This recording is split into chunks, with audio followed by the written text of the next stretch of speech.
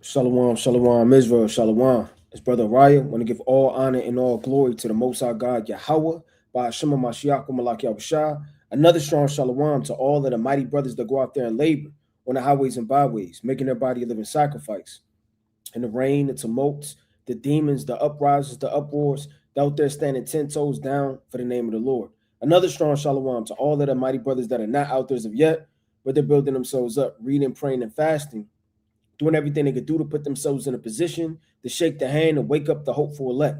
Another strong shalom to all of the mighty Aquaf in this thing, sincerely reverencing their husbands, on fire for the truth, man. Reading, praying, and fasting. Another strong shalom to all of the Aquaf that are not married as of yet, but they're building themselves up, reading, praying, and fasting. Another strong shalom to all of the children in this thing, right? Abstaining from all lust and concupiscence and peer pressure, standing 10 toes down for the name of the Lord. And last but not least, another strong shalom to the 12 tribes scattered abroad, reading, praying, fasting, magnifying the Most High and his beloved Son Yahweh Shah.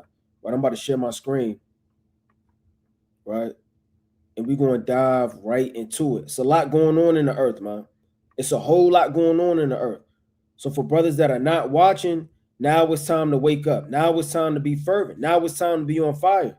It's not time to be rocking to sleep, man. It's too much going on earth. The Most High is speaking.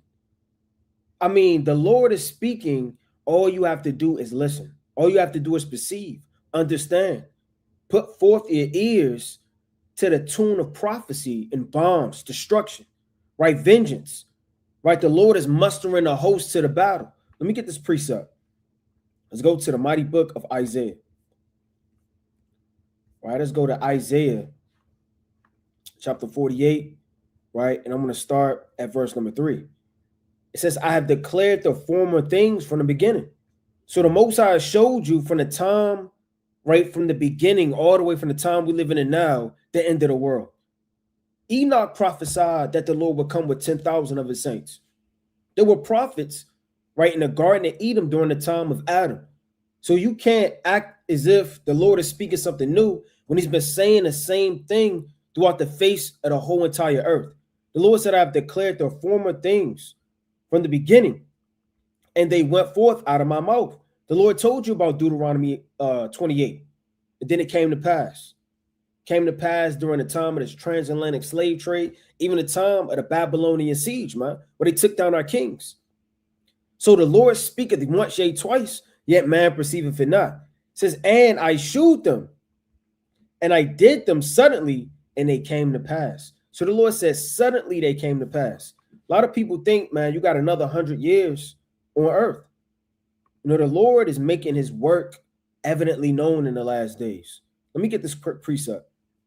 Right, this is the mighty book, right, of Ezekiel, right, chapter 12, and I'm going to start at verse 25. It says, for I am the Lord, I will speak, and the word that I shall speak shall come to pass. That's plain.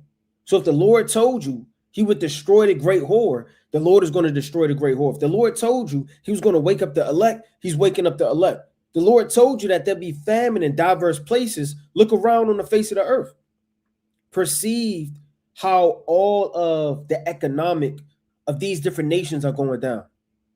Oil, gas, food markets, chains, developments, businesses, they're all shackling and buckling after the hand of the Most High. It said, it shall be no more prolonged. For in your days, O rebellious house, I would say the word and perform it, saith the Lord God. Again, the word of the Lord came unto me, saying, Son of man, behold, they of the house of Israel say, the vision that seeth is for many days to come. That's what Jake Mine is, man. You may not say it out loud. You may not come out before the congregation and say, well, I think Babylon's going to last 200 more years. But your spirit says otherwise, man. Don't you know when you read the elect cry day and night to get out of here, to escape, to flee, to be closer to Yahweh Shai, the king, to establish their kingdom, to wish death upon their enemies, man? If you're saying in your heart, deep down, whether you feel like you are or not, but your actions are bearing witness and speaking to it, that you feel like this will continue on another 100 years, it says, and he prophesied of the times that are far off. It says, therefore, say it to them, thus saith the Lord God, there shall none of my words be prolonged anymore, but the word which I have spoken shall be done, saith the Lord God. And that's exactly what the Lord God is doing on the face of this earth right now. He's showing you, he's waking up these kingdoms and these world leaders and these powers. I don't want to dive straight into it, man. Let me get this quick precept. Let's go to 2nd Esdras. Let's go to the mighty book of 2nd Esdras, chapter 15. This is the mighty book of 2nd Esdras, chapter 15, and I'm going to start at verse 20. It says, behold, saith God, I will call together all the kings of the earth. Now, if you think 2nd Esdras 15 and 16 is 300 years from now, well, brothers don't know, we're living in these times in part. I mean, don't think it's a time and a day where you mark it, put up your calendar, right? First day of 2nd Esdras, the 15th chapter, and in all your family, you come together, right, with wine and drink. Now you have to watch and perceive and understand that we're living in these times in part, man. The Lord said, behold, saith God, I will call together all the kings of the earth. The Lord's doing that now. Netanyahu, right, Donald Trump, all these political world leaders are gathering together, even from the time of the UN, for the European common market, man. The economic part, even to NATO, their military part, right? To even this great horde that's making alliances and allegiance to all these other nations. The Lord is calling the kings, raising them up throughout the four corners of the earth to come together for war. It says, and to reverence me, to do his will and fulfill prophecy, which are from the rising of the sun, from the south, from the east. So a large percent of prophecy is going to happen in the Middle East. Right? A lot would say southern and or Western Asia. Lebanon, right around Israel, to turn themselves one against another, to repay the things that they have done to them. So the Lord is calling all of the kings, right, from the south and from the east and Lebanon to turn themselves one against another. And that's going on right now. I'm going to share my screen. We're going to dive into it. Right? I'm about to share my screen. Right? And we're going to dive straight into it.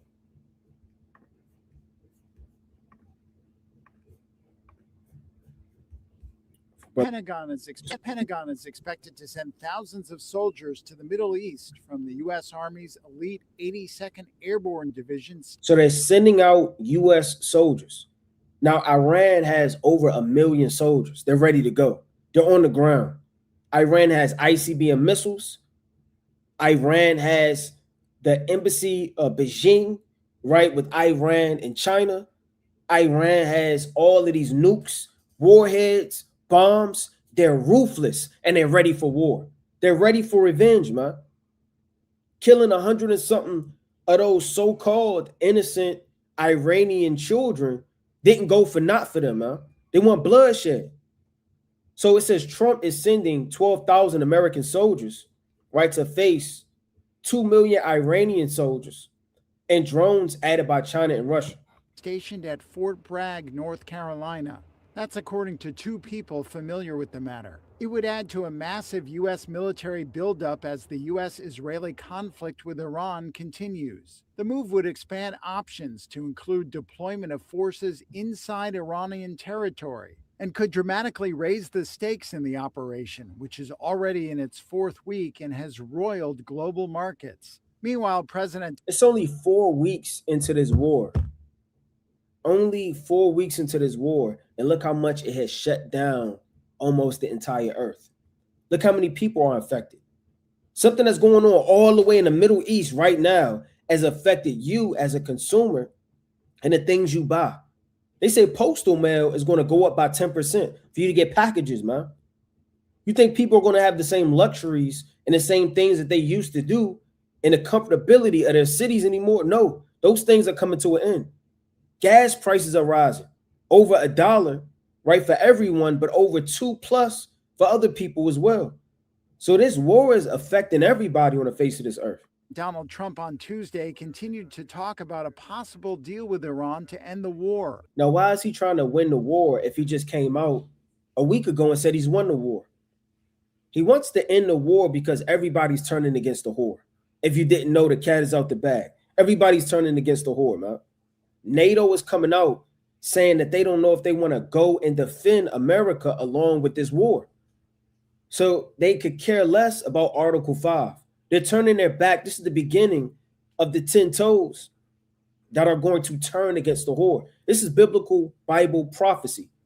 The only one holding true, right, to America really is Israel, Amalek, which are the two most wicked, right, when you actually go into the Bible, right, the so-called Jewish man and the great whore. Tehran denies the conversations have taken place. We're in negotiations right now. They're doing it along with Marco, JD. Saying it's the common American people doing it. And the other side, I can tell you, they'd like to make a deal. He also said that Iran has made a major energy-related concession to the United States, describing it as a positive development, although he did not give details. Trump suggested the gift was related to the Strait of Hormuz, the oil transit waterway that the United States has struggled to keep open. They did something yesterday that was amazing, actually. They gave us a present, and the present arrived today. It was a very big present worth a tremendous amount of money. The war with Iran has taken a toll on Trump's popularity. The latest Reuters Ipsos poll shows Trump's approval rating has fallen to 36%. 36% is that those people that were voting, right, along Trump's decision making in the White House, and all of his people and peers are now coming out saying they're 30%, 36% with him, right? And the other percentage, they're saying, we don't like what you're doing. You're dragging us into World War III. You're overthrowing the White House. You're destroying the American people. You're having war against the earth. So now he's losing a popular vote within his own people. So it's a house divided. The lowest since he returned to the White House. Americans expressed widespread disapproval of the... Look at these gas prices, man. No, I know a lot of brothers may be on the West Coast and this may be normal, but for us on the East Coast, this is ridiculous, man. $4.87 for some gas, $5 for some gas, and it's going up. The economy is getting destroyed. Every day you wake up, things are more expensive, harder to find more jobs, harder for you to be able to keep jobs, man, because they're going to be cutting people off and laying people off, man. It's going to get real harsh out here. And if you're not in the spirit, you're going to have a carnal mindset of looting, robbing, vanity, going back to the old man, getting at how you live, exercising all the old man in the spirit of grabbing this and doing that in robbery, man. You got to stay in the spirit in the last days. And most importantly, which is staying in the spirit, you have to remember the precepts. The Lord spoke of these things. This is not nothing new. When you lose your job, it's prophesied. When this gas go up, it's prophesied. When, people are trying to break into your house, it's prophesied. You have to remember these times. That's going to have you to be comforted by the precepts. The war as they deal with a surge in fuel prices. Only 29% of... Look at that. Now the warehouse people not even wrapping the bags right. The country approves of Trump's economic stewardship, the lowest rating in either of Trump's presidential administrations, and lower than any economic approval rating of his predecessor, Democrat Joe Biden. See, all hell was breaking loose, man. Let me share this other clip, man. Let me share this other clip real quick. All right, it says just then, Russian President Putin compares the global economic impact of the war in Iran to, 19, right? Pandemic. That is escalating, and it's making a more and more significant contribution to the global situation today. And it's dealing a great damage to the global logistic supply chains, production chains, and entire industries of the fuel production, fuel refinery. Our industries are getting these heavy blows, and it's difficult to predict what happens next because of this. I believe that those who are involved in this conflict, even they cannot predict what will happen. So it makes things even more difficult for us. But despite everything that is happening, this is the world stage where all of these leaders are coming together and they're showing their countries and their people what they feel like is going to happen next. And they don't even know. They're not the Most High. But this is a scary time for the world, man. These foreign policies and these leaders and everything that they're forming, they don't even know if it's going to pan out. They themselves are shaking in their boots. Remember, the Lord said Egypt shall be as a woman. Not that, there's nothing wrong with being a woman, but in the sense of they're going to not have the strength. They're going to be cleaving into something else. Just when you thought America was strong, just like a woman cleaves to a man. She cleaves into strength, power, leadership, guidance. America herself is not going to know what to do in these days. America herself is going to be shaking in her boots, looking to grab to NATO, looking to grab onto Saudi Arabia, looking to grab onto all of the allies and the people that they're in conversations with. Well, there are some estimates that you can compare this situation with the coronavirus pandemic that impeded the development of all the regions, of all the continents. That's why they compare it with this pandemic, because the events that the global community is faced with recently shows that these heavy blows to the investment, to the international relations, to the foreign affairs, these heavy blows are happening more and more often. They are becoming a new reality. Right, it's becoming a reality, man. This thing is becoming normal, right? Let me get this quick. Let me get another one real fast before we dive into it a little bit more. Let me get this real fast.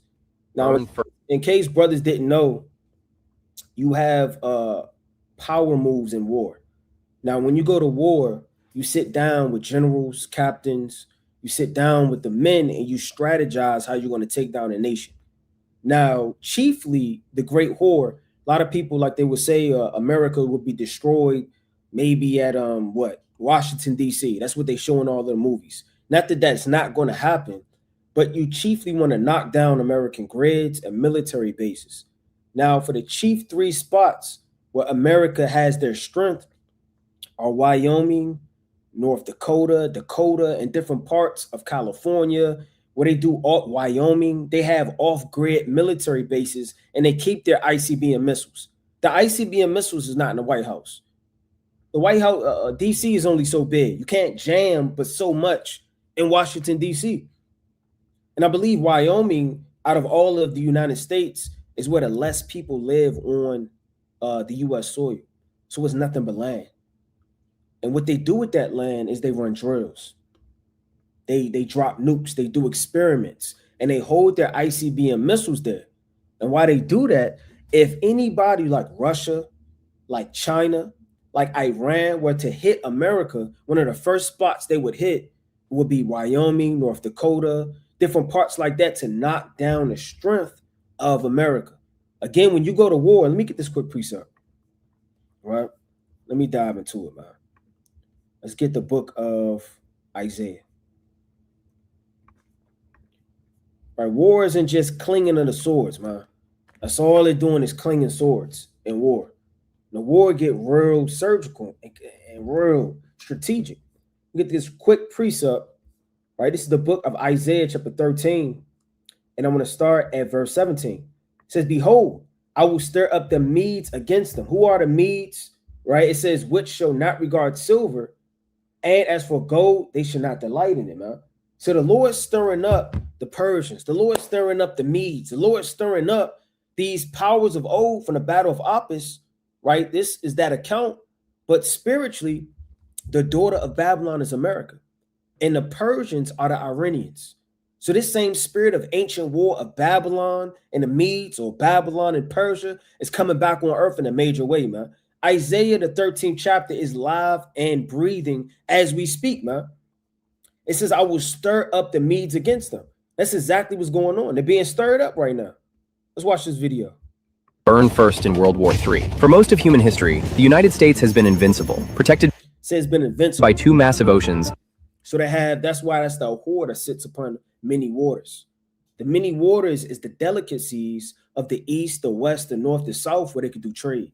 It was a fortress that no army could touch. But technology has killed geography. Today, the threat isn't coming from a boat, it's coming from the edge of space. Before we look at where the bombs will fall, we have to understand who is sending them. The list of nations that can successfully strike the American mainland is terrifyingly short. First, there is Russia. They possess the largest nuclear arsenal on Earth, with Largest nuclear arsenal. heavy ICBMs like the Sarmat that can reach any point in the US in under 30 minutes. Second is China. For decades, they had a small force, but they are rapidly building hundreds of new missile silos in their desert. They can now hit the East Coast, the West Coast, and everything in between. And then, the wild card, North Korea. Their Hwasong 15 and 17 missiles have theoretically demonstrated the range to hit Washington, D.C., though their accuracy is still debated. So, if the leaders in Moscow, Beijing, or Pyongyang decide to push the button, they aren't going to fire randomly at Times Square or Disney World. That is a Hollywood myth. Real war is about math. It's about crippling the enemy's ability to fight back. If Russia or China attacks, they will prioritize counterforce targets. They will try to destroy America's nukes before America can launch them. And unfortunately for the people living there, America keeps its biggest guns in 10 specific states. 10 Pacific states. These are the 10 states that will be sacrificed to save the rest of the country. At number 1, it is North Dakota. North Dakota is the only state that holds the nuclear trifecta. 1. Minot Air Force Base. This is the only base in the U.S. that houses both nuclear I don't think Iran knows that, man. Iran knows exactly what he's thinking. capable B-52 bombers. A lot of time, war takes longer than people expect because there's gathering out intel. You have spies, right? You have missions. You have co-ops, black ops. They scope out, different avenues, right, in seashores and coasts to be able to find out where and how they're going to directly hit, right, that soil. And Minuteman III missiles. 2. Radar systems. It sits on the northern edge, hosting the critical radars that track incoming fire. 3. Storage. Massive fuel and weapon depots. North Dakota is, quite literally, a powder keg. If you are a general in China or Russia, you look at North Dakota and you see the single biggest threat to your existence. If you destroy North Dakota, you destroy a huge chunk of America's ability to fight back by land and by air. It is a use it or lose it target. In a full-scale nuclear exchange, North Dakota would be hit with dozens, perhaps hundreds of warheads within the first 15 minutes of the war. The sheer amount of thermal energy released would turn the winter snow into steam instantly. The shock waves would flatten everything for hundreds of miles. The US government chose North Dakota to be the ultimate shield. It is the state most likely to burn so that the rest of America might survive. At number 2, we have the state that acts as the front door. It is Montana. Look at the map. If Montana. a missile flies from Russia to the US, it comes over the Arctic Circle. The first US state it crosses is Montana. Montana hosts the Malmstrom Air Force Base, which controls one of the largest missile fields in the world, 341st Missile Wing. Because Montana is geographically closer to Russia than the other missile states, the flight time for its missiles is shorter. This makes Montana the most aggressive threat. If the US president orders a strike, the missiles from Montana will hit Moscow first. Therefore, Russia must hit Montana first. There is no waiting. There is no negotiation. If the radar shows a war is starting, the first wave of enemy warheads will impact the Montana wilderness. The goal is to bury the silos under mountains of fire before the US can open the doors. The sacrifice risk here is catastrophic. And finally, the most dangerous place to be in the United States during World War III. At number 3, the sponge gets bigger. It is Wyoming. Wyoming. Wyoming is the least populated state in America. Right, why is that, man? Right? All this is by program, by design. And that is exactly why the military loves it. It is the headquarters of F.E. Warren Air Force Base, which controls a massive web of missile silos spreading across 3 states. Wyoming is the heart of America's ICBM force. For an enemy planner, Wyoming They have so many nukes. It said it spreads beyond 3 states. That's how much military power they're packing in one place. is a math problem. There are 150 plus silos managed here. To disable them, you need to saturate the state with nuclear fire. If a war starts, Wyoming ceases to exist as a habitable landmass. The ground bursts used to crack the hardened concrete silos will kick up millions of tons of radioactive dirt. This dirt is what experts call black rain. It will fall for weeks, poisoning the water, the soil, and the air. Wyoming is ranked higher than South Dakota because the concentration of command bunkers here is denser. It's not just a sponge, it's a command node for the apocalypse. Plain upon tape, they got bunkers, man. So all of these places where it's nothing but land, they're using that land, right, to capitalize, right, on underground bunkers. Right, let me dive into this real fast. Let's go to the book of 2nd Esdras. Right, and we have to stay in prophecy in the last days, especially with Passover on the rise, man. Right, this is the time of judgment. where the Lord destroyed the Egyptians, right? This is the book of 2nd Esdras, right? Chapter 16, and I'm going to start at verse number 1. Woe unto thee, Babylon, right? So this is talking about America. So when Ezra was prophesying, he's prophesying the future and the end of the world. So the Lord is saying through the hand of Ezra the prophet, woe, meaning death and destruction unto Babylon and Asia. Now, why is Asia important? It's not talking about necessarily the so-called Chinese man, right? When you go into it, see if I can pull this up. World map. You look at the world map, all of this is Asia.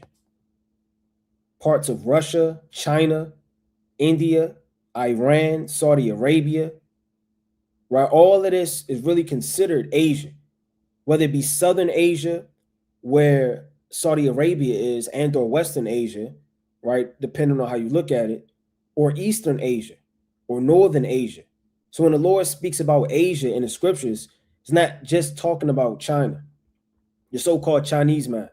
So these are the kings of the earth that the Lord is gathering together, saying, woe, death, and destruction unto you. The Lord is not going to have, Ezra quote all of the nations that are in the earth in their individual countries. He's different with regions and alliances. So in Asia, you have alliance, right? It says, woe be unto thee, Egypt and Syria. Now, while Egypt and Syria, right, they seemingly have nothing to do with anything. But when you go into the Arabian League or the Arab League, right, for brothers that may not know, right, the Arab League is a regional, right, organization comprising 22 members, states in North Africa, right, the Horn of Africa. So when you're looking at it, right, the Arabian League spans all the way from Egypt, right, to Libya, to Southern Arabia, right, to Iraq and Syria. It says, I'm not going to read all these nations, but you got Saudi Arabia, right, Sudan, Syria, right at the bottom, right, Yemen. So when the Lord's speaking about these nations, he's collectively going into all of them. Again, we're not dealing necessarily with just one nation of people when you dive into this, right? There are multiple nations and alliances being formed in the last days. Again, the Lord said, woe unto Syria.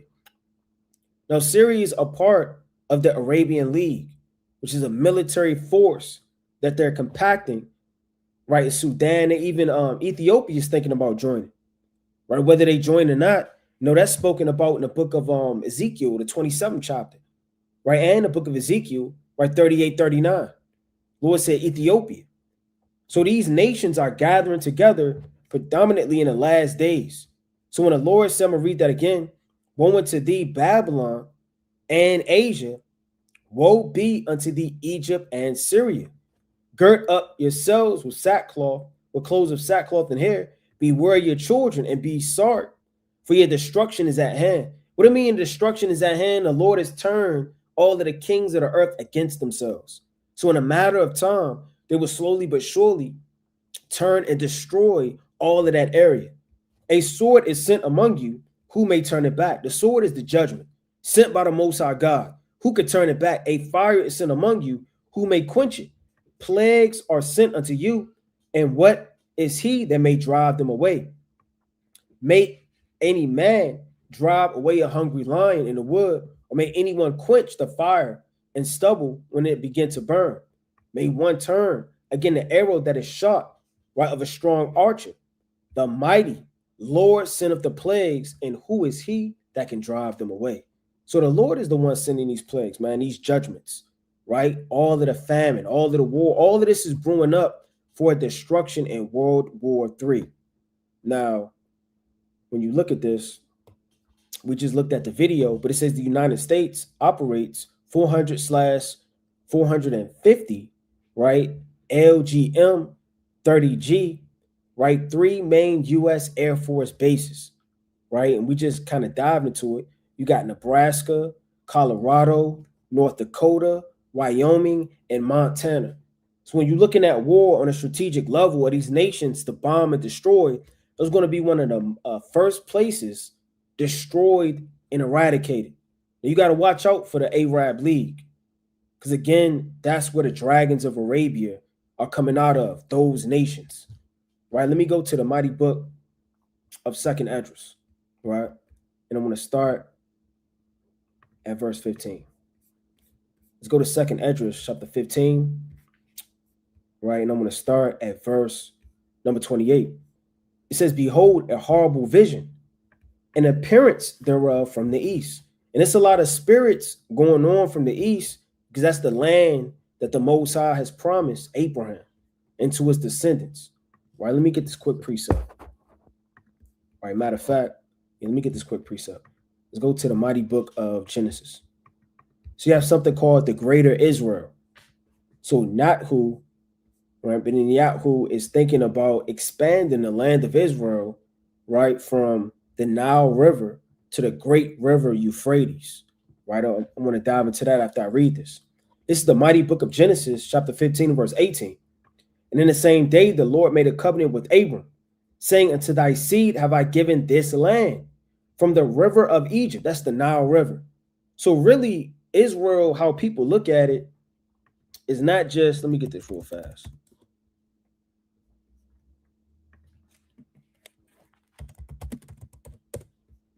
It's not just this shape. It's not just our land. So you can't just say, well, I'm an Israelite, I go back to Israel. No, part of what people call Africa belong to us. This whole Middle East region belongs unto us.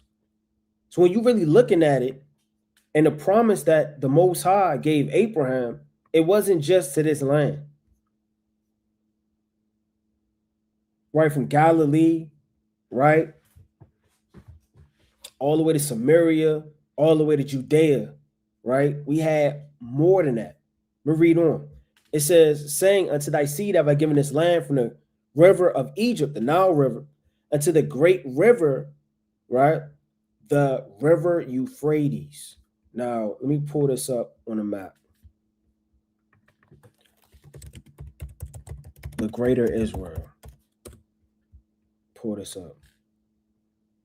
Look at this devil. So Amalek already got his hand in trying to take down that land. That's why Saudi Arabia is threatened when America is down there, because they're pushing the agenda, right, for the so-called Jewish man to create Greater Israel on top of the war and conflicts, on top of religion, right, from Iran to Saudi Arabia, from Sudan and all of these different false gods. They're at a war over economic and religious power amongst the Arab nations. On top of America having Israel's back in this land, pushing an agenda, right, that's going underneath a lot of people's noses. This is what this devil is trying to do.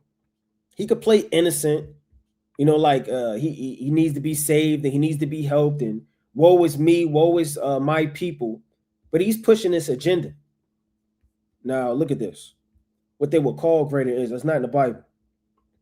But from all of Syria to Iraq to Jordan to Yemen, right, to the Sinai Peninsula, to parts of Egypt, all the way down to the great river Euphrates is our land. That's why so much conflict right there. And it's spiritual that it really stops right there. It doesn't really creep up too much up to Turkey. Don't really creep up too much to Libya, right, Northern Africa. Because all of this land pertains unto us. That's why so much war and bloodshed and demons and spirits are throughout that region. Let me get this real fast.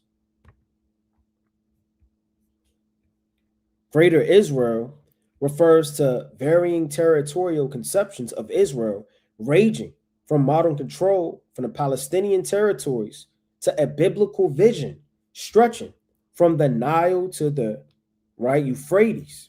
Is frequently contentious right-wing ideology, right, goal often encompassing mandatory Palestine, Jordan, and parts of neighboring nations. So that's what this devil's mind is, to push and to defend. But none of that has anything to do with the land you stole. That's not your land. Right, let me get this quick precept. Let's go to Ezekiel. Chapter 35 in the GNT. This is the book of Ezekiel, chapter 35, and I'm going to start at verse, this whole thing is fire. Well, I'm going to start at verse 4. It says, I am your enemy, mountains of Edom. I will make you a desolate wasteland. I will leave your cities in ruin and your lands desolate. Then will you know I am the Lord. Right? You were Israel's contest enemy and let her people be slaughtered in the time of her disaster, the time of final punishment for her sins. So then, as surely as the sovereign Lord, I am living God, death is your fate, and you cannot escape it. You are guilty. Murder and murder will follow you. I will make the hill country of Edom a wasteland and kill everyone who travels through it.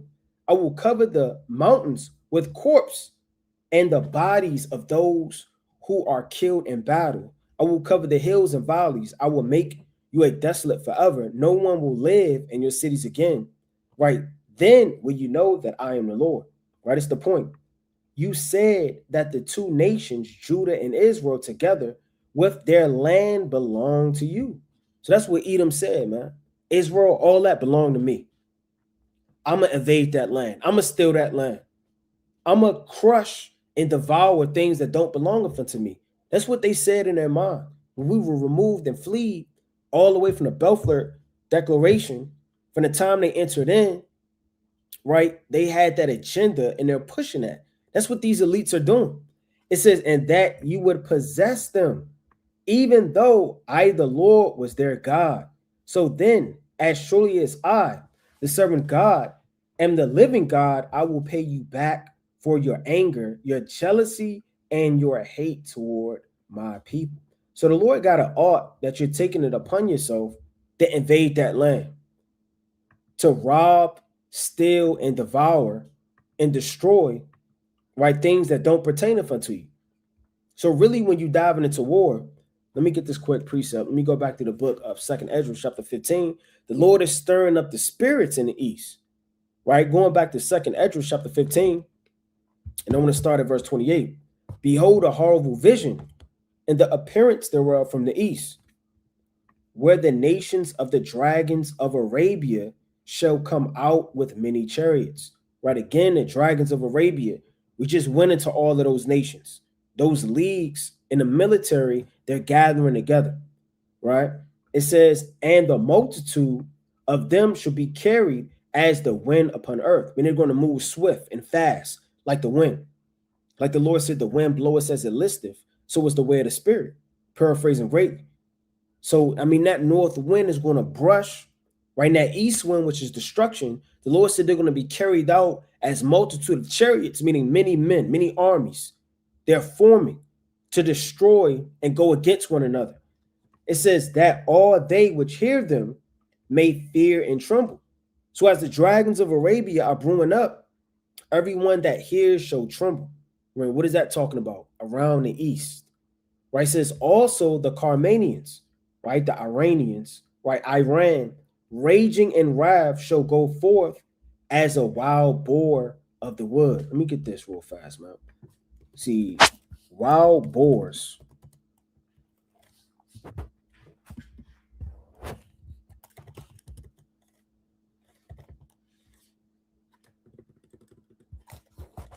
Let me see. It says wild boars are intelligent, right? So, I mean, even though they're wild, they're still intelligent creatures, even though they're wild and destructive. It says highly sociable animals known for their intensity and unpredictable nature, complex, distinct personalities, often displaying high levels of curiosity, driven behavior, strong familiar bonds within their groups or surroundings. Right? So them boars, they stay together. They travel in packs, man. And again, the boar are the Iranians. The boar don't bang with the other type of pigs, even though they're all pigs. And this is spiritual. I've never seen a farm pig banging with the boar, man. But you see different type of lions, see different type of other creatures together at the same family, but not with the boar.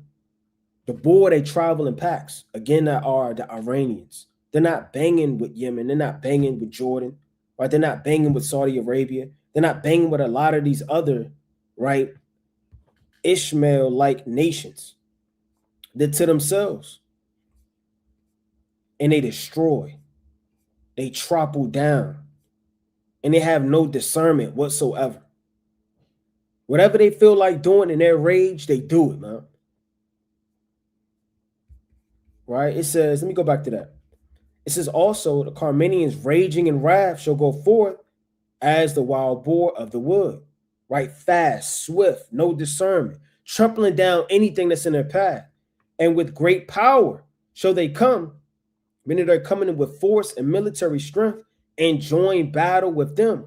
So joining battle, they're going to go against Arabia. That's exactly what's going on right now. They're divided. Let me pull this up.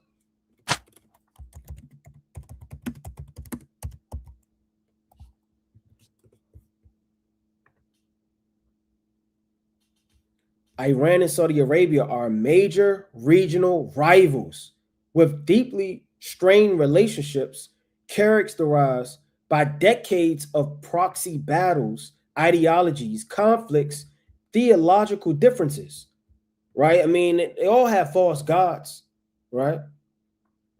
Theo, God, ideology, logical studies, so that the way they think and look at the Lord are different. Right? Their proxy battles, lower level, their ideologies, their mindsets, the things that they teach, and their conflicts, they are divided. So you have the dragons of Arabia, that whole region I showed, as well as Iran are off to the side. It says, while they have not engaged in direct large-scale war, they compete for influence across the Middle East. So they're fighting for that power seat, man. Those Arabian nations, they're brewing up and they're fighting for that power seat. So when it says, in wrath shall they go forth as a wild boar of the wood, and with great power. The great power is they have the upper hand right now. Again, we're living in part of 2nd Esdras 15. These things are coming to pass slowly but surely. And when you're looking at it, it's beautiful to see, man. All praise to Yahweh Hashem Yahushua that the Lord is showing you these things. And we're living in these times. It says, and shall waste a portion of the land of the Assyrians. Now, it's not actually the Assyrians. The Assyrians is going into the land of Israel. So they're wasting a portion of Israel as they're going wild as a boar. They're traveling in conflict, right, with military disruption and power as they go for the power seat. Again, you have Iran. And Iran is bigger than what people actually think. I believe it's 2.3 the size lower than the United States. So Iran 3 times would be the whole United States. So Iran on the map may look small, but in actuality is large. It's very big, right? And they're right next door, and they're fighting for that war and that power seat. Let me go back to it. It says, and then shall the dragons have the upper hand, remembering their nature. And if they shall turn themselves, conspiring together in great power to persecute them. So the Lord said the dragons are going to have the upper hand over the Carmanians. So they're going to have the upper hand, remembering their nature of war. And again, you have Saudi Arabia. It linked up with Allah somewhat with the United States and Israel. Right? So you got to really look who hates who. When you walk into a room or a jail or a hood or can't befriend everybody, you have to what they call read the room, man. Okay, I'm dapping up with him. Automatically, that's my enemy because I done made myself my enemy by my Allah. So the same way with these nations, right? You have the regime, right? Regime with Iran and China. Iran and China are going against the United States. You have Russia. So these nations are choosing their battle, and NATO again is withdrawn from all of this. Let me see if I can look that up. I don't really got that pulled up. On helping America in war with Iran.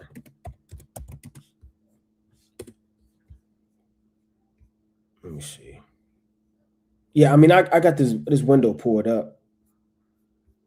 Let me see real fast. You know, I might just read the video, watch the video rather that I have up. Right, hold on. I'm gonna pull up this It's what we have through the Spirit. All right, bear with me. Day. Deep, the U.S. just became the most oil-rich country on earth. Here's everything America now controls. First, domestic production. 13.5 million barrels every single day. More than Saudi Arabia. More than Russia. More than any country on earth. But it doesn't stop there. The Gulf of Mexico offshore adds another one. See, and this is beautiful because when you think about it, look at a wicked woman, right? Or look at a man that has a lot. Look at the prodigal son. He spent up all of his inheritance and denied the father, ate riotously, lived the lifestyle until he became poor, impoverished, and then went back home to the Lord. Look at a rich, evil woman, man. She making more money than her husband. She doing him wrong. I don't need you. I'm independent. Until she falls out, gets robbed, God forbid, takes advantage of, and now she needs strength, leadership, and guidance. But she can't break down the scriptures like she thought, and now she's looking for the men of the Lord. So Americans, they're increasing with this oil. They're increasing in military war. But in that, they're bigging themselves and denying everybody as far as NATO and all of their alliances that they used to have, becoming their own military power and world leader, right? And that's essentially going to destroy them and bite them right in the last end. 1.8 million barrels per day, deep underwater platforms sitting hundreds of miles from shore. Then the Strategic Petroleum Reserve, 400 million barrels locked in underground salt caverns in Texas and Louisiana, the world's largest emergency oil stockpile. And then came Venezuela. In January 2026, the U.S. military moved into Venezuela and removed Maduro from power. Venezuela sits on 303 billion barrels of proven oil reserves, the largest in the entire world, bigger than Saudi Arabia, bigger than Iraq, bigger than Iran. The U.S. now controls all of it. So here's what America's total oil picture looks like right now. The world's largest daily producer, the world's largest emergency stockpile, and now the world's largest proven reserves through Venezuela. And its closest ally, Saudi Arabia, sits on another 267 billion So they feel like they're in good shape right now. barrels next door. They feel like they're in good shape right now. So what is this going to cause them to do? Deny NATO. And the talks of it are going on as we speak. Watch this. Because this was a test for NATO. It's a test for NATO. Said Trump on NATO, this was a test for NATO. If you don't help us, we're going to remember. Because this was a test for NATO. This was a test. You can help us. You don't have to, but if you don't have, if you don't do that, we're going to remember. Just remember this in a number of months from now. Remember my statements. I have an expression, a great expression. Never forget. Never forget. What does that mean? Never forget, man. Yeah, that sounds like he's saying publicly and politely, the hell with NATO. If they don't want to help us, whenever they do reach out, I'm going to act bougie. I'm not going to deal with you. That's the spirit he giving off right now. Because by their contracts and policies, which they break, they're supposed to have America's back. But America's so bold and so evil that they will be drawing themselves closer to world war that they don't want. Because this was a test for NATO. This was a test. You can help us. You don't have to, but if you don't have, if you don't do that, we're going to remember. Just remember this in a number of months from now. Remember my statements. I have an expression, a great expression. Never forget. Never forget. Because this was a test for. Say never forget, man. Right, let me share my screen. Let me share this real quick. Let me get this quick precept. I'm gonna come back to second address. This is the mighty book of Isaiah. All right, this is Isaiah chapter 47. And I'm going to start at verse number, this whole thing is fire. I'm going to start at verse 7, right? And it reads, let me see what I want. I'm going to start at 8. Therefore, hear now this, that are given to pleasures that dwell carelessly, man. So the Lord said, man, here it is, that you give in to pleasures. The pleasures are the oil, the money, the wealth, the military, the things that are making you feel at ease, that dwell carelessly, when you're not upset or afraid of war, that saith in thine heart, I am. And then they say in their heart, they are the Most High. They are the one that sit above as high in the seat of all the kingdoms of the earth, that none else besides me. I shall not sit as a widow, neither shall I know the loss of children. Now, that's not literally talking about the loss of children, right? The mother is the landmass. So the children are those that are come of it. Like Jerusalem's the mother of us all, meaning we're the children of Jerusalem. Right? You have the daughter of Babylon from ancient Babylon. Then you have her children, the army, the soldiers, those that were born on his soil. It says, but these two things shall come to thee in a moment, in one day, the loss of children. That's about to happen when they go out there on war for land. When they send out those 12,000 soldiers, there's going to be a hell of a lot of casualties, man. And they're up in the age, right, I believe from 35 to 42 to enlist to go to war. So if you thinking you 40 years old, you 42 years old, 41 years old, those days are over. They may up it in the next couple of months to 50 years because they're desperate for soldiers. They're desperate for footmen to go out there. In the days to come, man, it could be 4 months from now, a year from now, a couple months from now, a couple weeks from now. They could send you something in your mail, man. Right, James Johnson is called to be enlisted in the U.S. Army. Failure to do so will be a 10-year maximum penalty on state penitentiary. Enlist and sign here and send in within 24 hours. Failure to do so, and all of these laws start getting packed on, man. And all hell start breaking loose. You sitting up here fondling a piece of paper, you calling your grandmother, you calling your wife, trying to figure out, am I going to do this? Am I being over righteous? If I'm locked up, I can't teach my people. But if I'm in the war, I could be in a helicopter, break down the precepts, and which is maybe if I just hold the gun and act like, I'm there, but I'm really not there. A lot of people mind going to be gone, man. It says, in widowhood, and they shall come upon thee in the perfection, for the multitude of thy sorceries, and for thy great abundance of thine enchantments, meaning thy lies, thy policies, things that put a veil over people to overthrow people. For thou hast trusted in thy wickedness, thou hast said, none seeth me. Thy wisdom and thy knowledge have preserved me. Now, America doesn't have any wisdom of the Most High, but their wisdom is in their craft, their policies, their scientists. So they have their own so-called wisdom and their knowledge. They say, well, it preserved me. I'm straight. And thou hast said in thine heart, I am, and none sit beside me, man. Going back to 2nd Esdras, chapter 15 and verse 32. Then these shall be troubled and keep silence through their power and shall flee.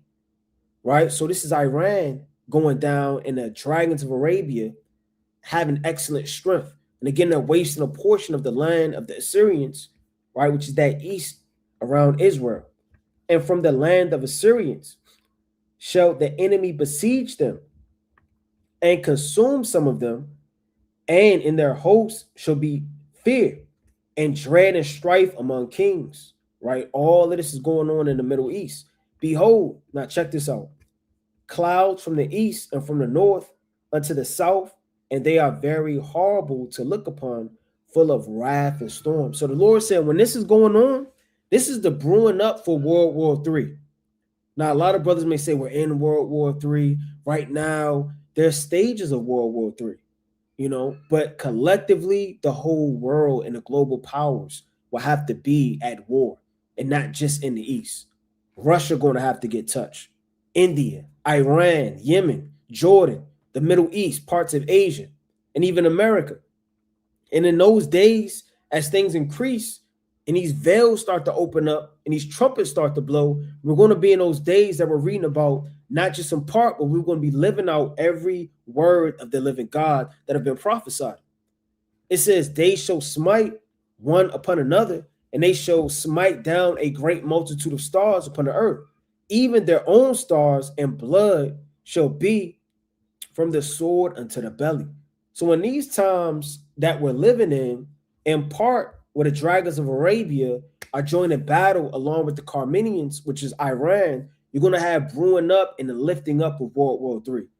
This is the beginning of it, the birth pains, right? That's issuing in. And like the Lord said in 2nd Esdras, the 16th chapter, who's going to withdraw these plagues? Nobody. The Most High has already set the stage. It says, and doth of men unto the camel's hoof, and there shall be great fearfulness and trembling upon earth, and they shall see the wrath, shall be afraid, and tremble shall come upon them. So you look at the Iranian people, man. A lot of them, they're shot, they're trembling. A lot of their factories are destroyed with bricks. Their jobs, they don't have grocery stores the way we do. The way they live and the way their leaders are living and their people, they live in real ruthless, real reckless, but real rough out there. These third world countries. They sitting up there playing soccer and there's missiles coming over top of them, man. They in school and there's missiles flying. So nothing's being shut down. So the same way, not the exact same way, but it's going to be rough in America. A lot of people are still going to be trying to go to work and still going to be trying to function as this economy goes down. And there's going to be a lot of trembling amongst people. It says, and then shall there come great storms. So again, you have the clouds approaching to great storms. Let's go to the mighty book of Matthew. So you have to keep watch. With everything, you look at the season. Okay, it look like it's about to rain. Okay, or it look like it's about to snow. It look like the sun about to set. It's the book of Matthew, chapter 16, in verse, right, number 2. He answered and said unto them, when it is even, ye say, it will be fair weather, for the sky is red. In the morning, it will be foul weather. Today, for the sky is red and lowering. O ye hypocrites, ye can discern the face of the sky, but you cannot discern the signs of the times, man. So you have to look, and the sky teacheth. That's why it's beautiful that the Lord spoke about this as storms, right? Let me get this quick precept. So storms are a parabolical way how the Lord describes destruction in war. Let's go to the book of Psalms, chapter 107.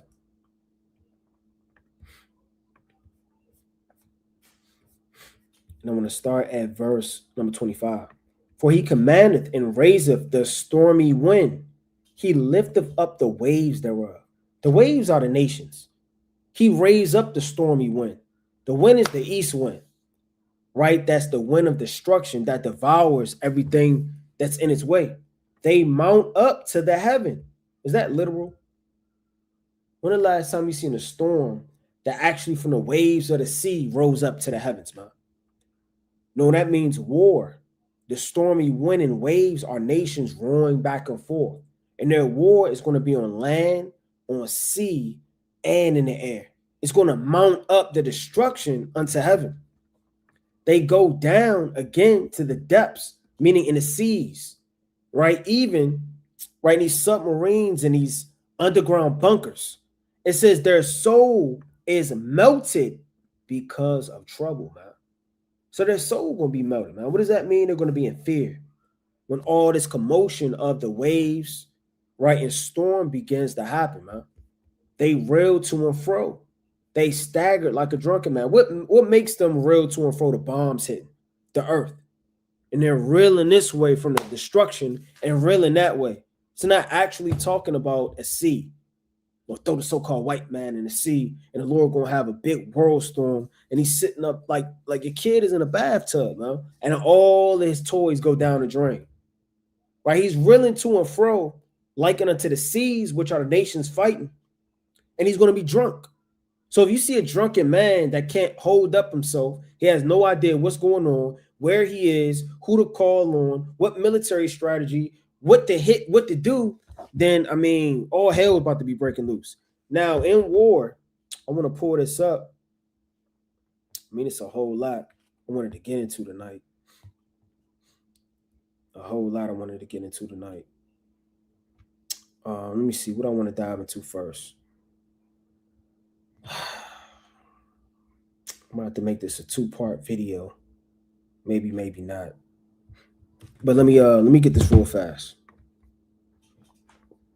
You have something called Operation Epic Fury. All right, let's dive into it.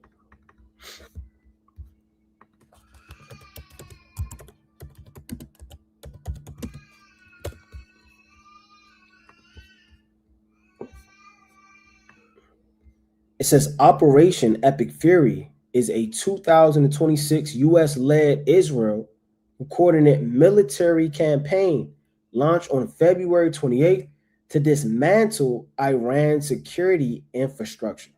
So that's Operation Epic Fury. That's in works right now.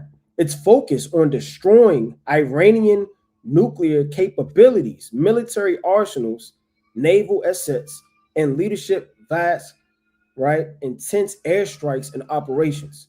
So what does that mean?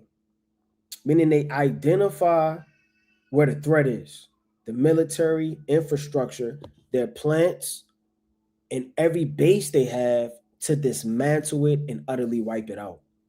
So that's what the United States is doing on the coast of Iran right now.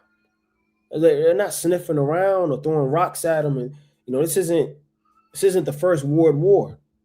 So that's the campaign that's going on right now.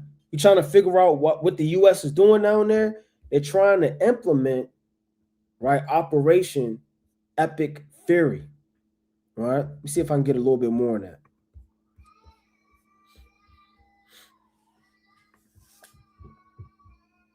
Let me see. Get a little bit more on that.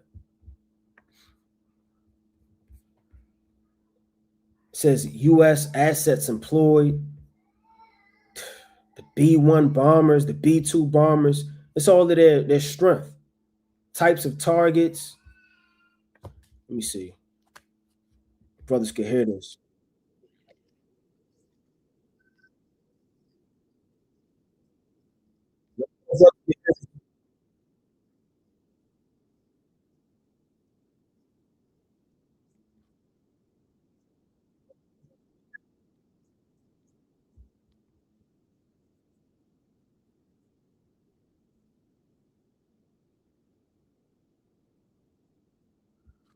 All right, brother said they can't hear it. It's lucky.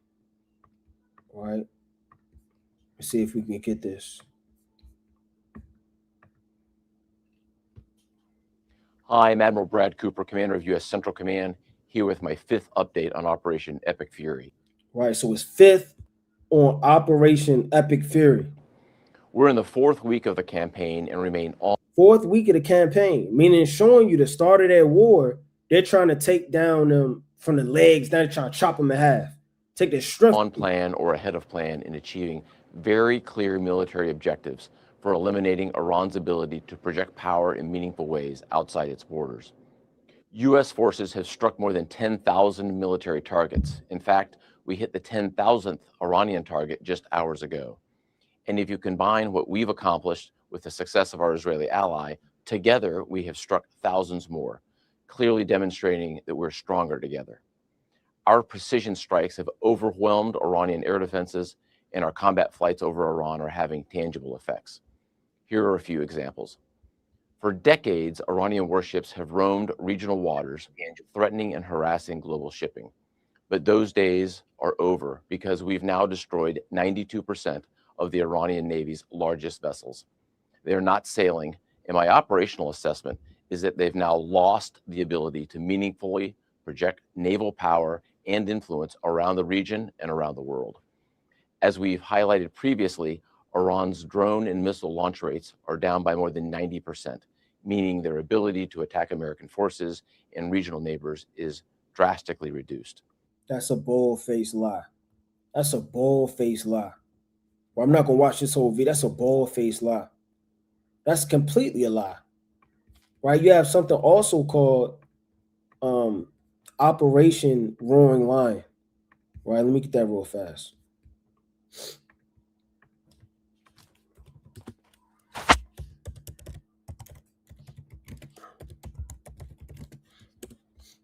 Operation Roaring Lion is a joint military campaign launched in February 28, 2026 by Israel and the United States against Iran, targeting the Islamic Revolutionary Guard Corps, IRGC, the ballistic missile sites, right, and operating arms and neutralize Iran's nuclear missiles threats, right? This is from Israel, So the same as you have, the Operation Epic Fury, you have the Operation Roaring Lion. This is from the fake Jews, straight up, right? So that's their mission, to utterly take them down. So, I mean, when you look at it, you think that Iran isn't going to retaliate? Yeah, they've stricken a couple of, U.S. parts that are in these regions, but they're going to make their way to America. We just looked up early on in the lesson. You have Wyoming, North Dakota. You have different parts that carry these high ballistic missiles, and they're going to try to strike our grids on this land and take these missiles and destroy them. So once that's taken down, a straight up invasion can happen, man. Because what's protecting us? Well, the children of Israel, the Most High. What's protecting the United States, man? If they take that down, the grid down. They take down the grid, which is the electronic, right, devices for them to be able to communicate and push. They take down the military. All they're going to have is a lot of things that are going to help the whole entire earth, like oil and different parts like that, to be robbed, right? Now, I want to get this real fast.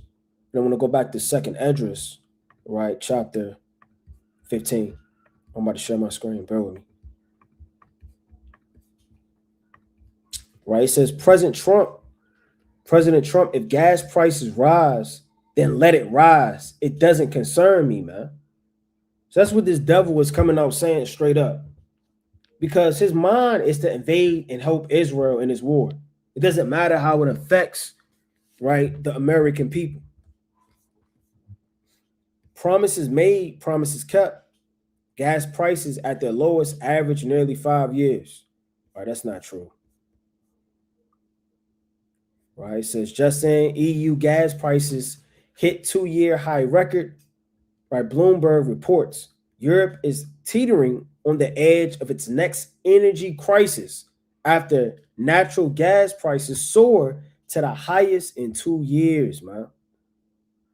Look at Americans' reaction to the gas. It's $8.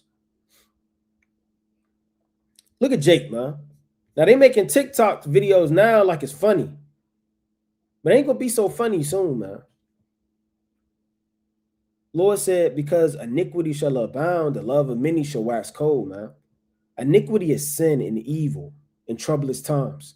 It's going to increase and increase and increase. And the love of many is going to wax cold, man. See, the love of many, when they're hungry, they're honking at you to hurry up and get through that drive-through, man. When somebody's in line and they got somewhere to go, come on, man, I got somewhere to be. You could catch a fight anywhere on a low level. How much more when people haven't eaten all day long, man? Or maybe a whole day where they haven't eaten. Inching into 2 days. Gas prices will go up. Mark my words. As a servant of the Lord, they will go up, man. They will go up. If you're thinking that they're going to go down and things won't get back to normal, you might got to check your spirit. You should want these things. It says breaking, right? Kimlin oil and gas revenues set to surge, right, from 12 billion to nearly 24 billion this month, as soaring global prices combined with Donald Trump's sanctions waivers fueling Putin's, right, scoffers. Right, let me go back to 2nd Esdras. Right, let me go back to 2nd Esdras chapter 15. Right, this is 2nd Esdras chapter 15, and I'm going to start at verse 38. And then shall there come great storms from the south and from the north, and another part from the west. So the Lord says storms are going to come and swirl out of the dragons of Arabia war with Iran and all the neighboring regions from the north, the south, the east, and the west of that region. And a strong wind shall arise from the east and shall open it, and the cloud, when it raise up in wrath, and the star stirred to cause fear toward the east and the west, wind shall be destroyed. And why is it talking about a star? That star is ICBM missiles. You have a lower level of war on land and on sea, and you have nukes, right? And then you have ICBM missiles, ballistic missiles. Those things affect whole cities, not just buildings, not just towns. It says, in great and mighty clouds shall be lifted up full of wrath. These are war tanks, right, that are able to issue out that destruction from them, just like a cloud. We see a cloud, out of a cloud comes multitudes of raindrops, right? Out of the military might of these bombers and these fighter jets are going to issue out large ICBM missiles. The Lord said in the book of Revelation, chapter 9, let me get this quick precept. It's the book of Revelation, right? Chapter 9. And I'm going to start. I mean, this whole thing is fire. Let me see. I'm going to start at verse number 15, right? Start at 14. Saying to the sixth angel, which had the trumpet, loose the 4 angels, which are bound in the great river Euphrates. So right around that region, again, from the time that the Lord prophesied to Abraham as the descendants, from the Nile River to the great river Euphrates, that's our land. So there are angels bound up in that land for World War III. And already that land is full of war. How much more when the Lord release these angels that are created for this exact moment and period of time? And the 4 angels were loose, which were prepared for an hour and a day and a month and a year to slay the third part of men, 3 being the number of completion. And the number of the army of the horsemen were 200,000 and thousands. And I heard the number of them. So over 2 billion, man. Lord's mustering a host of all of these nations to come together for war. And thus I saw the horses in the vision. Now, again, John is describing the best way he can this prophecy. And he's looking at it as horsemen. Same way horses glide and they get ready for war, as men ride upon them, right? These nations are riding upon these warplanes, these helicopters, these fighter jets, these tanks, and they're going into battle. And them that sat on them, having a breastplate of fire and jenkin and brimstone, right? That's going into iron, right? A breastplate. So if he describing a horse, what do horses do? Horses run the battle, right? Let me see if I can get this in another translation. See what they give you. Gotta watch the translation though. You know. Let me see where we at. Start at 16. And was told the number that mounted troops is around 200 million. All right, check that out. And in my vision, I saw the horse and their riders, and they had breastplates red as fire and blue as sapphire and yellow as sulfur. Right now, that looks a whole lot like the missiles.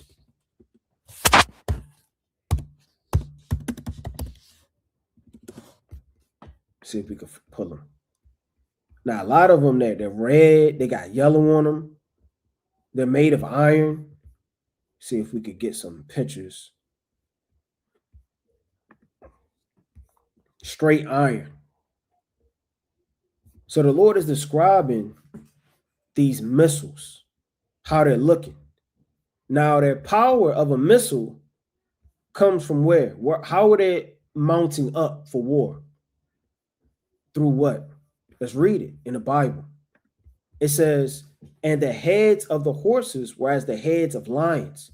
So the horse is saying it has a head like a lion, and out of their mouths issue fire and smoke and brimstone. Is that literal? This is a literal horse that's shooting out fire, and out of his mouth is fire and brimstone. What is this talking about? Right? That's it's going to further explain it. By these 3 were the third part of men killed, and the fire, and by fire and by smoke and by brimstone which issued out of their mouths. So the Lord saying there are fire and brimstone being issued out of their mouth. Now, what does that mean? Let me see.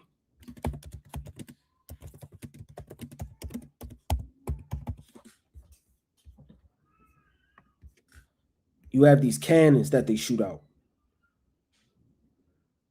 And it's fierce like a lion, meaning war, right? It's strong, they roar. A lion is not quiet. They don't say roar. When a lion is about to mount up to attack, you know, I'm not an animal, but brothers heard a lion roar before, man. It's fierce. So as them things are shot out, like it's personified as a lion, and it's getting its force, right? It says, I'm gonna read it verbatim.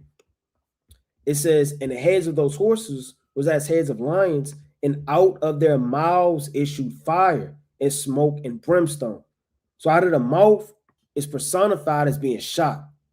That's what it's talking about. Look at this. As if a lion is roaring.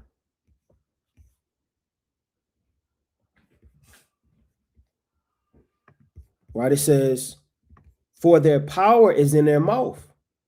Is that a literal lion that has power by their mouth? The mouth is where it's being shot out from. This is where they get the power.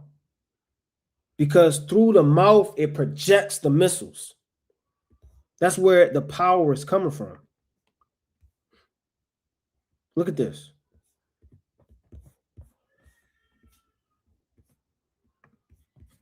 That's where the power is coming from, their mouths.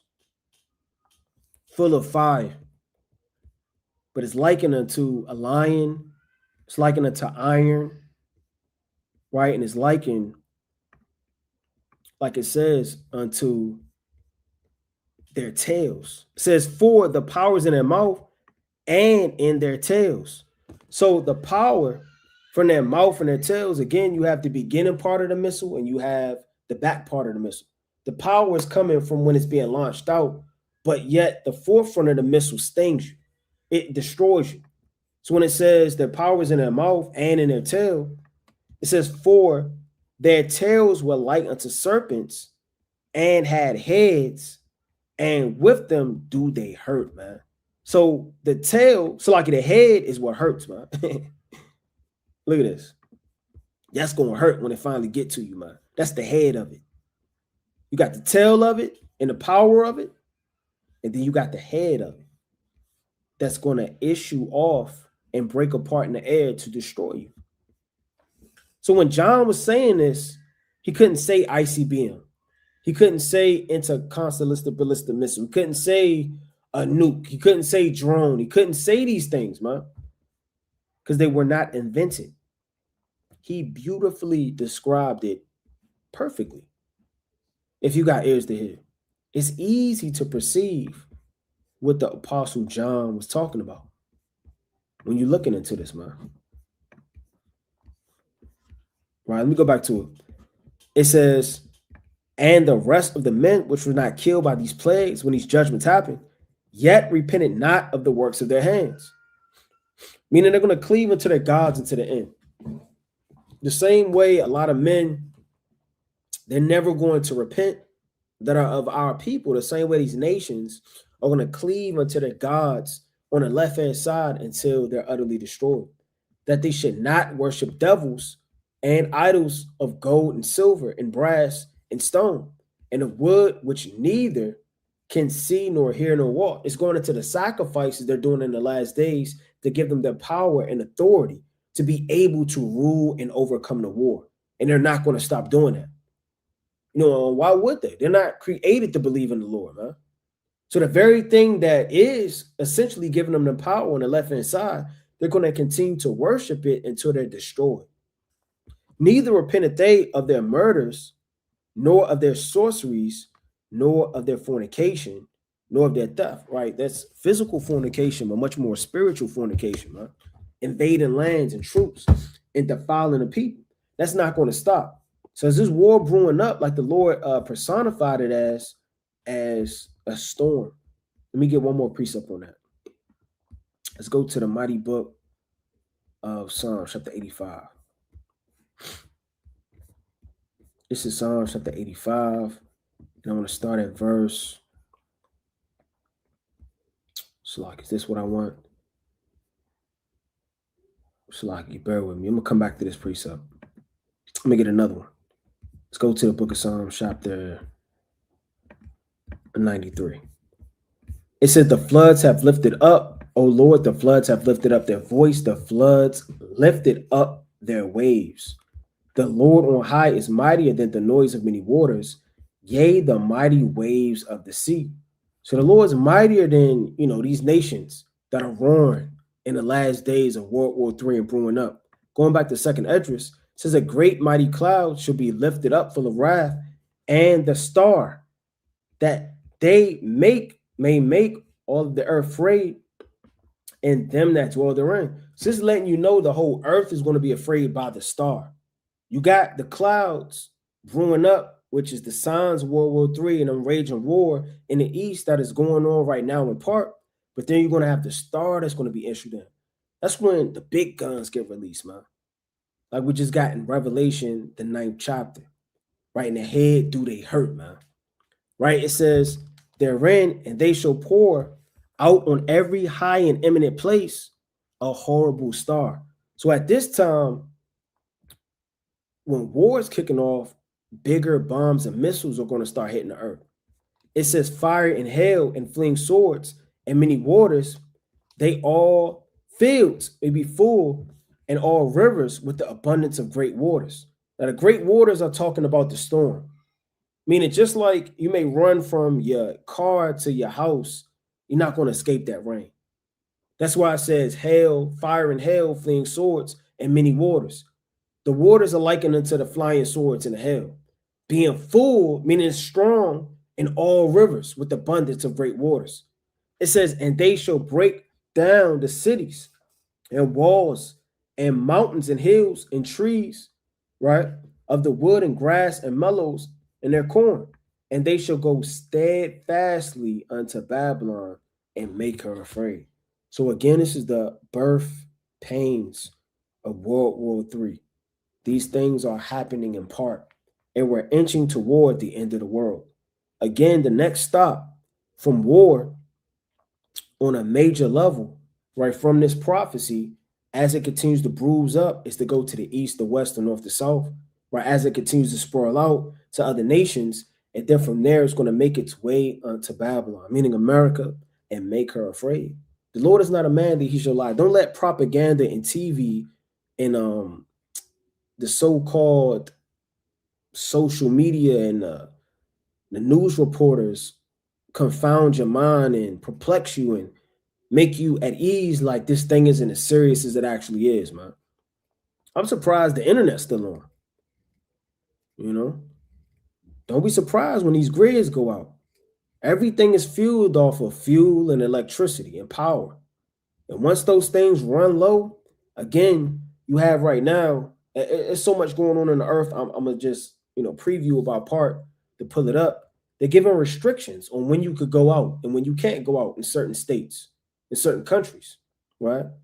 Let me see this. If I could pull it up. York wants the lights off by 11 p.m. Check this out. New York Post. NYC lawmaker wants to force Big Apple to go dark after 11 p.m. And critics say it is a criminal's dream bill. And then they would lust, man. You know how much crime would be in New York City if they shut out all them lights at 11 p.m.? So they're trying to save energy, man. What's going to happen, man? People are going to start getting robbed more. Let it be dark and all of your lights when you driving home, you got your little street lamps. You think that's going to last forever, man? Oh, Miss Madison, would you like me to walk you in? Yes, baby. And you helping Miss Madison, man. Yeah, how you going to help her right in it? And you're going to knock her upside the head, the evil. And they're going to raid her house clean, man. And guess what? Miss Madison, God, it is what it is. She's going to be stink rotten. And ain't nobody going to go to check on her, man. Because those police themselves are going to be raiding and robbing and looting. And all hell going to be breaking loose, man. It says the Dark Skies Protection Act, sponsored by Manhattan, right? Embassy woman Deborah Glicks, would require Big Apple businesses and residents to hit the off switch between 11 p.m. and 5 a.m. to save energy, right? Nobody cares about that. Right, again, you're going to have different things where they're monitoring how much gas you get. They're monitoring where you go, how you spend your money. Right? You got certain people, they go to the grocery store and they buy up large lump sums of food, right? All hell gonna be breaking loose, man. I remember like a month ago, maybe a little longer than a month ago, I was at the grocery store and I was looking at this I don't know, I think it was some hamburger. It was some type of meat. I think it was hamburger. It might have been steak. It was something. And I was looking at it, I was like, I don't know if I want to buy that. And it took me 2 seconds looking at him. I'm like, with the cart, you know, when you with the cart, let me see.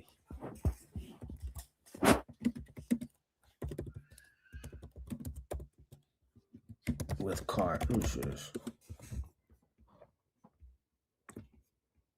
You know, you kind of minding your business, trying to figure out what you want. And you kind of leaning in. Yeah, I was like this. I was kind of leaned in like this, trying to figure this thing out. You know, is the price a little much? You know, I don't really know if I want this. Maybe, maybe not. And I'm leaned in, and this fat Edomite just scooped it up like an eagle out the sky, man. And I didn't even see it happen. It just was like a hand went like this. And by the time I turned around, it was in their cart. And then they flee. And I mean, you know, I didn't really, if I wanted it, I would have got it. But I was like, okay. And that was not even when this war was going on. You know, it's a lot of food shortages that are going on right now, if you didn't know. And they're fueled by the war. Right? Let me get this quick precept. Let's go to the book of Isaiah. Isaiah chapter 21. And I was thinking about that all today through the Spirit, man. All today. It's the book of Isaiah chapter 21 in verse right number 2. A grievous vision declareth unto me, the treacherous dealeth treacherously, and the spoiler spoileth. Go up, O Elam, besiege, O Media, all the sign thereof have I made to cease. Therefore are my loins filled with pain, and pains have taken hold upon me, as the pains of a woman that travaileth. I was bowed down at the hearing of it. I was dismayed at the seeing of it. My heart panted, fearfulness, affright of me. The night of my pleasure have turned into fear upon me. And this is exactly how it's going to come upon Babylon, slowly but surely. Prepare the table. Watch in the watchtower. Eat, drink, arise ye princes, and anoint the shield. So right when war is on the horizon, the counsel that they're giving to the nation is to prepare the table. Watch in the watchtower, eat, drink, arise ye princes, anoint the shield. For thus saith the Lord, unto me, go set a watchman, let him declare what he seeth. So we're in the days of being a watchman, right? Now, just being honest, you know, you may not feel like being a watchman sometimes because you're going to miss out on the things you want to do.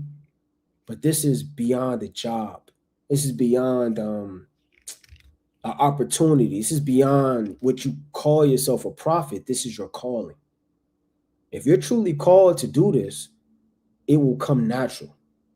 If you're not truly called to do this, you will have to force and pull and straggle to do a half-assed job at what you're trying to do.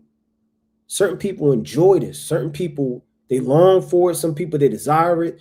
And, you know, I made the disclaimer earlier because you have men like Jeremiah.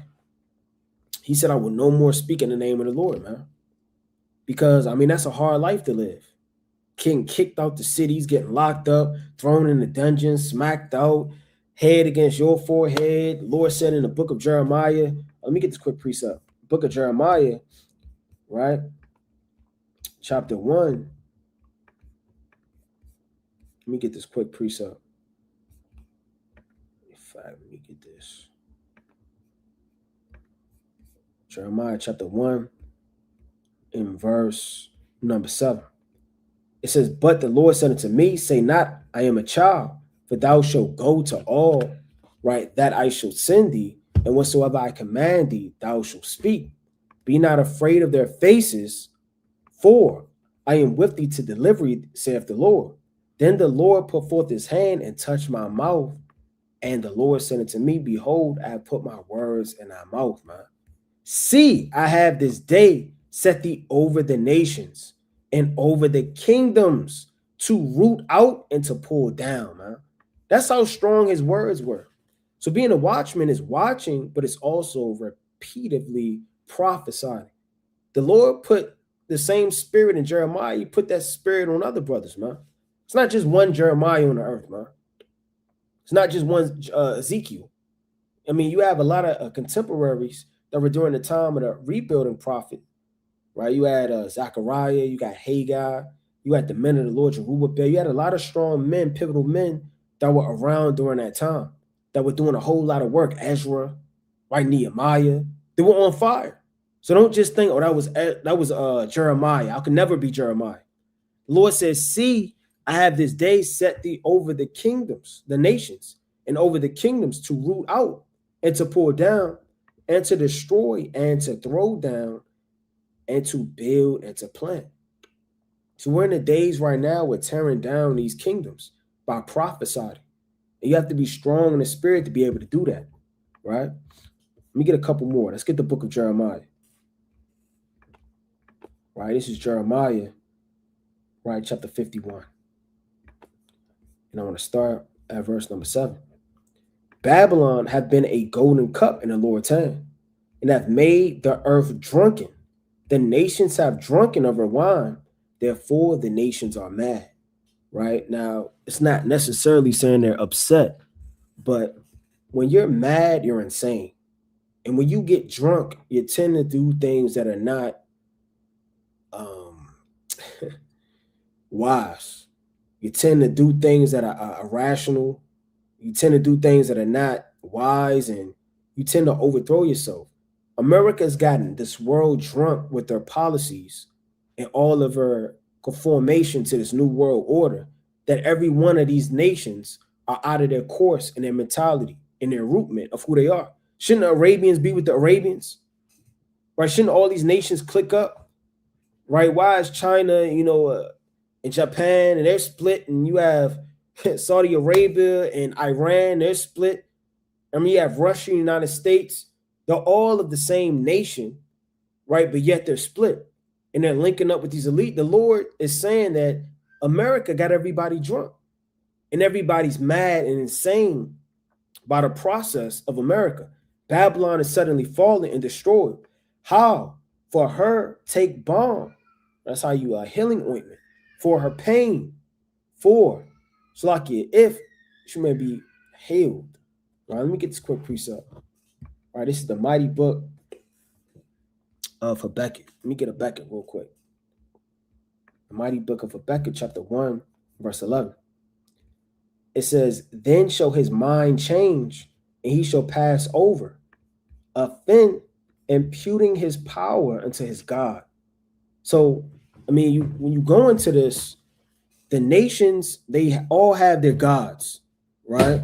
On the left-hand side. It's not actually that they have a God, but everyone on this earth, they have a God, whether that be porcelain, gold, iron, whether that be Baal, whatever the case may be.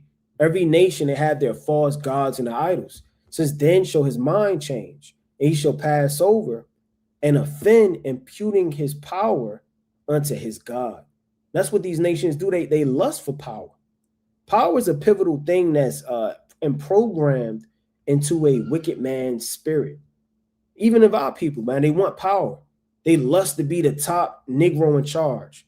They want to beat down the head of the Crip so that they could be the Crip, or they want to rule this block, or I want to rob him. Like, lust and power is pivotal, man. Even from the time of the Egyptian captivity, Pharaoh had lust within him. You read about that in Exodus, the 15th chapter. Let me get this quick precept. All right, this is the mighty book of Exodus, right? I'm going to start at 1 in verse. Let me see what I want.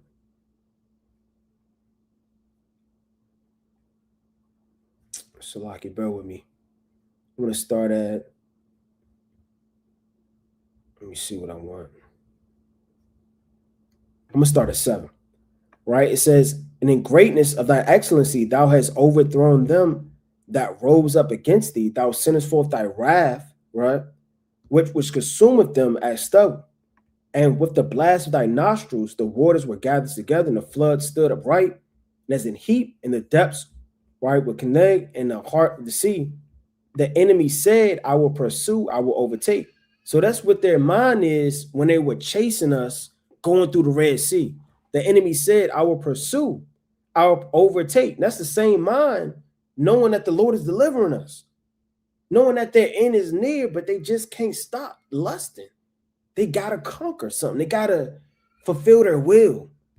I will deliver the spoil so I can divide the spoil. My lust shall satisfied upon them.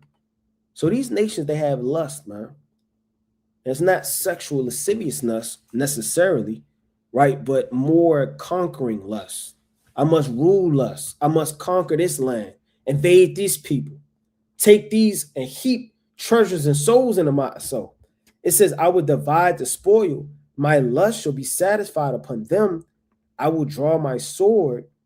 My hand shall destroy them. So, I mean, these nations and their lust is extremely high upon the face of the earth in the last days. You got to watch that, right? Now, let me see this real fast. Might have had one more video to pull up. Let me see. If I had one more video to pull up, so I could bear with me. We got one more to pull up. Right, I'm about to share my screen. Bear with me. They don't even believe it. They weren't lying, guys. It's real. People out here taking pictures. They don't even believe it. $8. $8.21. You might as well get you a horse. Feed is me.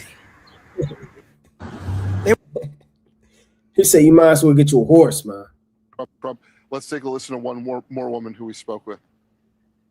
If you could say something to President Trump and he was going to hear you right now, what would it be? You are a worthless pile of See that? And you voted for him how many times? 3 times. That was my bad. Apparently, I'm an idiot. So even his own people turning on him. This thing is getting outrageous. Look at this, man. See what else they got. Gas prices expected to drop. That's a lie. Are not ready for what you're about to see. Like, this is crazy. My guy is being pulled by huskies. I thought I'd never. You can't make this up, man. The gas so bad they're getting pulled by huskies, man. Right? They're gonna start buying dogs, man. Y'all are not ready for what you're about to see. Like, this is crazy. My guy is being pulled by huskies. I thought I'd never. This is... People are going insane. Gas prices. 2 weeks ago, gas was $2, and today gas is $4. You guys, did gasoline go to college and come back with a master's degree in pricing? Oh my God! I came to get gas, and the pump is looking at me like a bank loan officer, asking questions like, "Say, are you ready for these financial decisions? What is going on, yeah? Look at gas prices. What is going on, yeah? How are we gonna survive?" Right, this stinky breath African. If he losing his mind, man. I mean, and it's only 4 weeks into the war. How much more? Like I said, in a couple of months, man. So when these things kicking off, you got to keep watch. Keep watch and be prudent, and understand the times that you're living in, man. Right? Let me get 2 more, and I'm gonna close out. Right, I'm gonna get 2 more. Right, and close out. Let's go to the mighty book, right, of Exodus. Matter of fact, let's go to Ecclesiastes, chapter 12. It's Ecclesiastes chapter 12, right? And I'm going to start at verse, this whole thing is 5. I'm going to start at 2. While the sun or the light or the moon or the stars be not darkened, nor the clouds return after the rain. So now it's time to beseech the Heavenly Father in the days of your youth, back in the days where we followed him with a whole heart out of Egypt, on the main fold, when we actually went after the Lord, you understand? And the chariot through Yahweh Shai led us, and we led and we followed and we were upright and we truly wanted to be delivered. Now it's time to get back to following the Lord and remembering him as in the days of our youth. It says, while the sun or the light or the moon or the stars be not dark. Right now they flickering, man. When you got that little lamp and it's kind of flickering, it's going in and out, those times is coming. Nor the clouds return after the rain, in a day when the keepers of the house shall tremble, and the strong men shall bow themselves, and the grinders cease because they are few, and those that look out of the windows be darkened. And the doors shall be shut in the streets, and the sound of the grinding is low. And he shall rise up at the voice of the bird, and all the daughters of music shall be brought low. So the Lord is telling, just like in the days of Egypt, during the time of Joseph, man, those Egyptians, they were selling their cattle, and they even sold themselves as slaves, right, during the time of the Assyrians, right? 2 Kings, the 7th chapter. They said, should we go fall into the hand of the Syrians, or should we be slaves? Should we fall into the hand of this famine? So a lot of people are going to start making tough decisions in the last days. Your mind shall always be pushed and led by the truth, by the precepts. And, I'm going to say this, if you can receive it, these precepts are going to lead you down the right path, but your carnal flesh may not view it that way. So when it's time to lose things, you may feel like, well, the Lord wouldn't want me to do that. The Lord would want me to lay my head up in cushion, and the Lord may want me to, you don't want to start speaking for the Lord. Job chapter 13 and 7. Shall thou speak wickedly for me? So you got to remember these precepts, man. Just like Job lost everything. The men of the Lord, they're going to lose, man. It says also, when they shall be afraid that which is high, and fear shall be in the way, and the almond tree shall flourish, and the grasshopper shall be a burden, and the desire shall fail. Right, so the almond tree flourishing is going to be taken down by the grasshopper. That's all that's saying is that things may ripe up, may have a large level of gold that's found, may have a harvest, right, or whatever the case may be, but the grasshopper is all just parabolic of, the devourer, right, that the Lord spoke about in the book of Malachi, right? That's going to take down all of the crops, the almond trees, anything that flourishes, bring forth life, Lord's going to take it down. It says, and be a burden, and the desire shall fail. When the desire to hope for things are going to fall short, because man goeth to his long home, and the mourners go about the streets. His long home is the grave, and people are going to be mourning for death, destruction, and because their desire on things that they want are going to fail to be located and to be brought in from overseas and different parts. So, this is really heavy when you're going into it. And most high willing, man, brothers, watch, for the last days we living in, and continue to keep your mind fervent in its truth, right? Especially with Passover arising. Let me get this last closing precept. It's the mighty book of Revelation, chapter 3. And I'm going to start at verse number 2. Be watchful and strengthen the things which remain that are ready to die, for I have not found thy works perfect before God. Remember, therefore, how thou hast received and heard, and hold fast, and repent. If therefore thou shalt not watch, I will come unto thee as a thief, and thou shalt not know what hour I will come upon thee. So most high willing, my brothers, continue, and sisters, to read, pray, and fast. Most high willing, this was edifying. I want to give all honor and glory to the most high God, Yahweh, by Hashem Mashiach, Malak Yahushua. Shalom.